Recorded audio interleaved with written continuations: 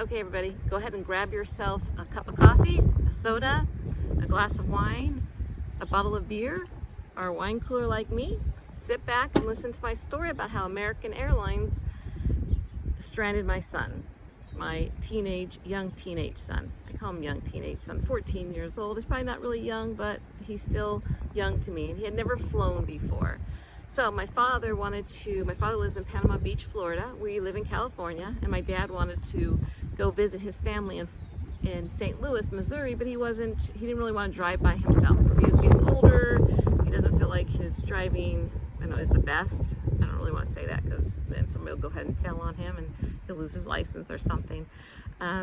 So he wanted help. Plus, I think he wanted some of the kids to go out there. Well, the other kids were doing projects and stuff, so my one son said he would.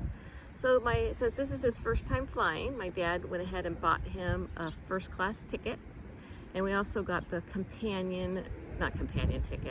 the unaccompanied minor ticket, actually extra, not ticket.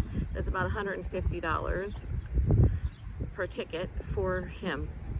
So he was going to go from San Francisco to Dallas-Fort Worth, Texas, and to Panama City Beach. There was nothing going non-stop from where we are.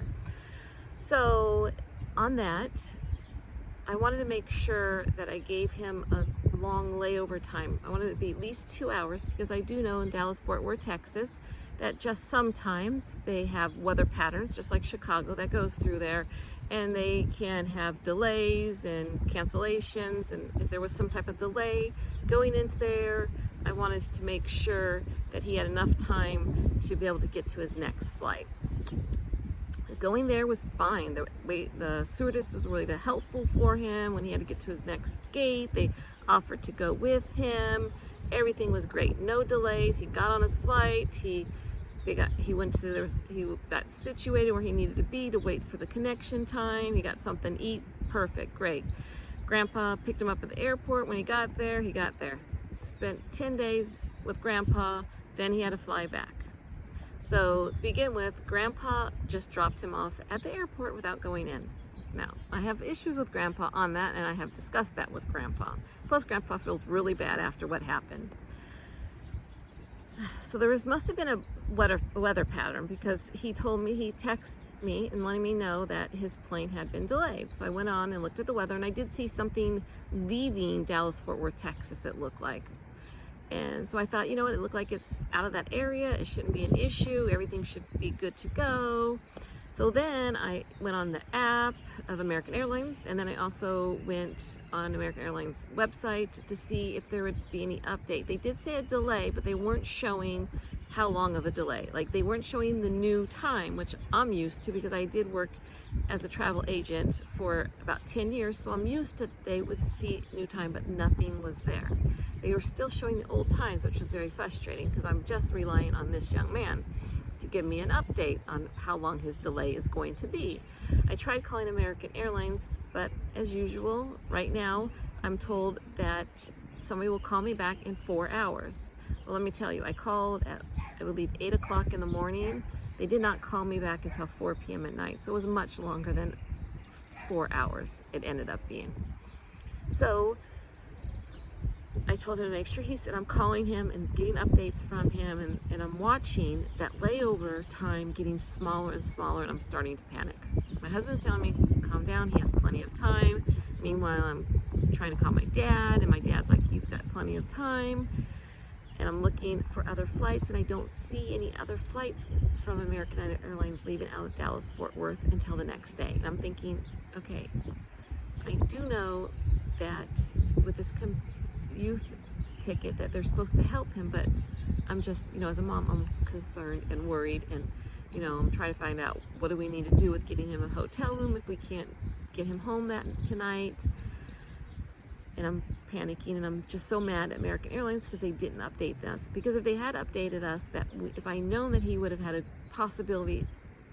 real possibility of missing his flight connection, I would have just had my dad take him home, and then my dad changed his ticket for the next day because the weather hopefully would be better.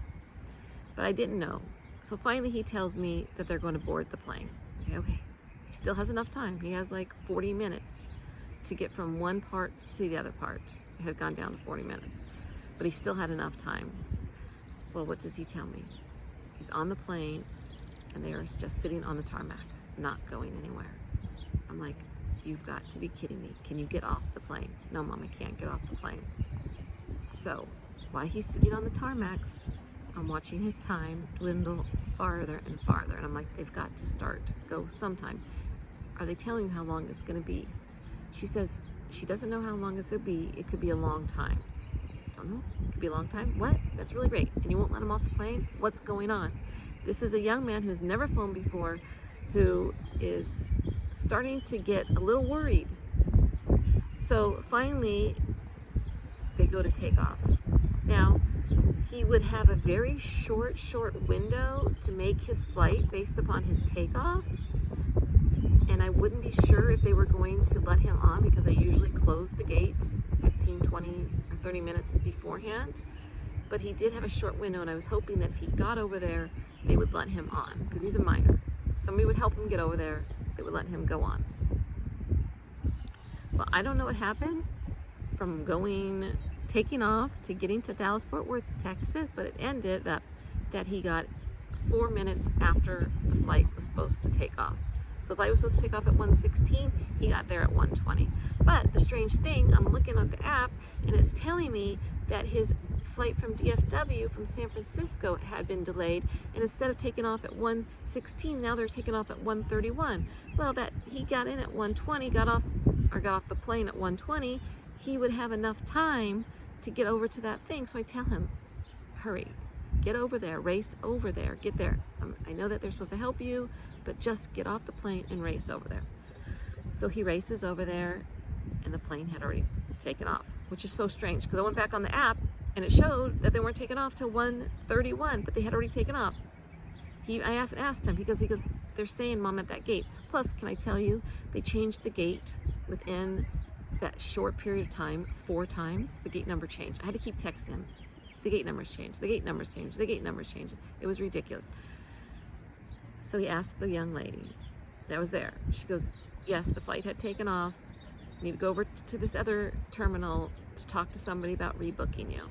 So at this point, because he thought he was going to eat when he got to the airport, he hadn't eaten all day. He hadn't eaten his breakfast, and he was hungry.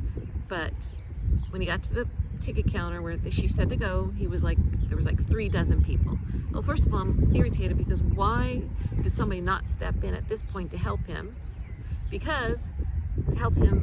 why is he waiting with behind like 3 dozen people? Oh, sorry about that. It's a little windy here. So why is he waiting behind 3 dozen people? He's a minor, and he's starting to get upset. And I'm in California. At this point, I'm looking at flights so my husband can fly to Dallas-Fort Worth, Texas, and spend the night with him. Because I looked, and there was no flights out when I looked. I did try to book him on one, but it said it was not available any longer.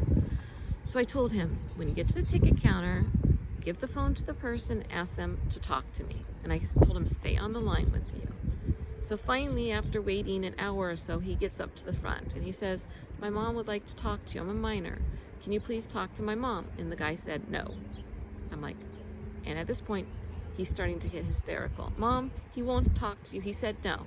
I said, well, put me on speakerphone so I can hear what's going on. And now you need to ask him to find you another flight. So he puts me on speakerphone, and he asks the gentleman, tells the gentleman again, he told the gentleman before that he missed his connection because of a delay, and that he needs another flight. So the guy's looking, and the guy's telling him there's no flights until tomorrow morning. So at this point, he's getting more, not hysterical, but he's getting more upset. He's starting to tear up. I'm thinking, okay, we have this companion, and part of what it's not companion, I keep saying that, this unaccompanied minor, and they're supposed to get him a hotel room. Meanwhile, this guy is, I guess, looking for flights for tomorrow morning. But I'm saying, I said, Patrick, that's my son, have him look for other airlines. Now, other airlines will, you have to be at the ticket counter, and they can call around to the other airlines to see if they would accommodate you. Now, American Airlines had this agreement with the other airlines, and then it lost the agreement, and I believe it lost the agreement because they were getting assistance, but they weren't really assisting people that much, other airlines that much. But a couple of years ago when I was doing travel agency, they had started working with American Airlines again. And the guy's like, no. And I don't understand if this guy was in a bad mood. He was upset because he had 36 people, but he wouldn't call around with the other airlines for me. So I told my son, take the phone up, put it up close to the sky, and tell this so I can talk to this nice gentleman. Because right now I'm trying to be really nice about it. And I was telling him, my son is only 14 years old. He can't stay in the airport all night. He can't check into a hotel by himself. You guys are supposed to help him. Nobody's been helping him. Maybe he didn't ask the right questions, I don't know. But nobody's helping him. And you're telling me there is no flights with American Airlines, they're all full, and you're telling me you won't call over to the other airlines. I need you to call over to the airlines, because I can tell you, if you just leave him stranded here, I am going to call the DFW police and tell them that American Airlines abandoned my child. I'm not going to just let my child be hanging out at the airport without anybody helping him. I need you to help him. And I don't know what he was doing, because he really wasn't responding to me. And my son is, I can tell he's getting more and more upset about the situation. And I said to the guy, I need to speak with a supervisor. You need to find me a supervisor right now, because this is not acceptable. You can't just tell him that the best time you have is at 10 a.m. tomorrow morning, and he needs to go off somewhere else to find somebody to help him get a hotel for the night. First of all, he doesn't even want to be in the hotel for tonight. So finally, after asking him 3 times, he gets me a supervisor. And at this point, my blood is boiling. I am very, very upset. But I know that screaming at the supervisor isn't going to do any good.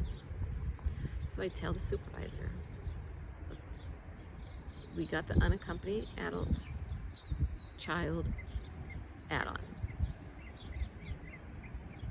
And nobody has assisted him. Going from San Francisco to Panama Beach, Florida, he had plenty of assistance. Coming back, he's had no assistance. I don't know if he needed to tell somebody when he was in Florida. Unfortunately, my father just dropped him off and didn't go to the ticket counter with him and kind of just left him to his own. But I need somebody to assist him. And so she was first saying, I'm sorry, I don't see anything for tonight. I only see times for tomorrow. The earliest time for tomorrow is at 10 a.m. That's all we have. And me, and then we can work with somebody about getting him a hotel room. I will just have to call around. And meanwhile, my son's like, I don't want to spend the night here, Mom. I don't want to spend the night.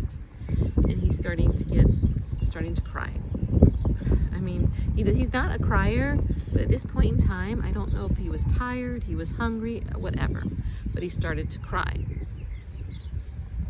So I said,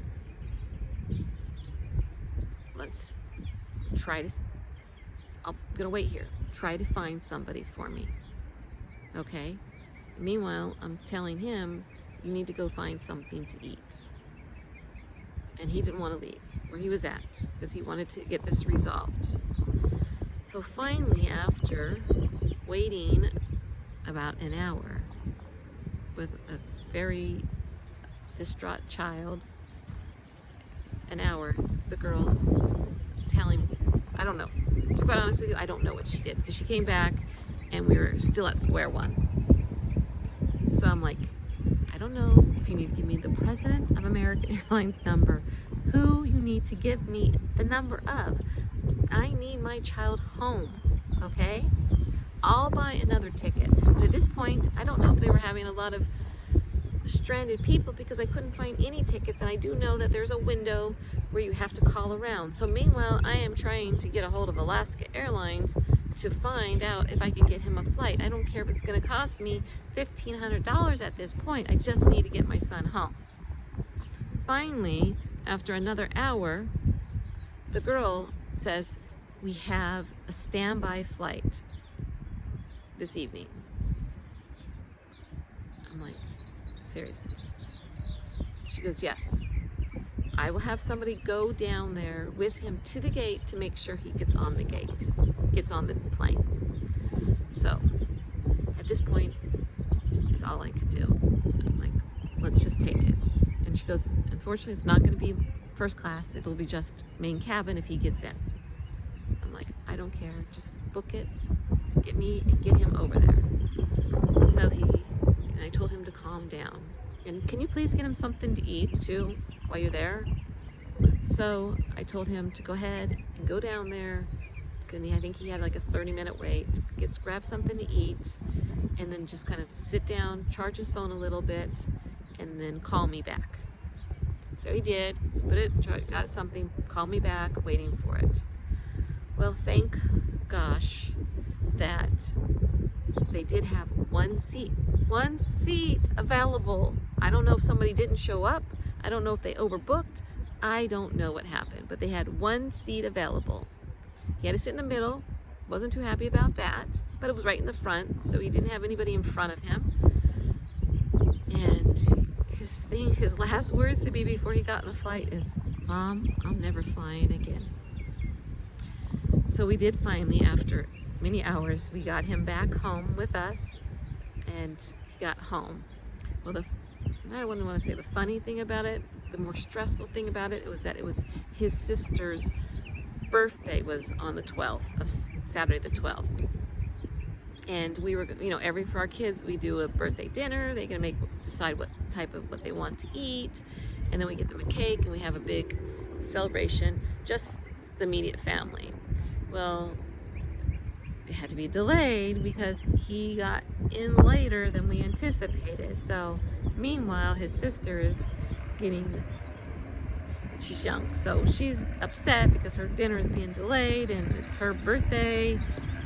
So we tried to, her other sister took her out somewhere shopping to kind of make her feel better. But in the end, everything worked out. We had a late dinner and we had birthday cakes. She opened her presents and he came home. So it's, and then meanwhile, I do have to say, wasn't very nice of me. I did wait a little longer than normal to tell Grandpa that he got on a flight. Okay, maybe I should have told Grandpa right away, but Grandpa could have dropped him off at the airport and waited until he left. If Grandpa had done that, I would have got him back at Grandpa's house. So it wasn't very nice of me, and I'm sorry, Grandpa, for doing that to you, because I know you did worry about him. But in the end, it turned out okay. But as far as I'm concerned, for a long time, American Airlines stranded my son at the airport. So that's my story. Have a great day.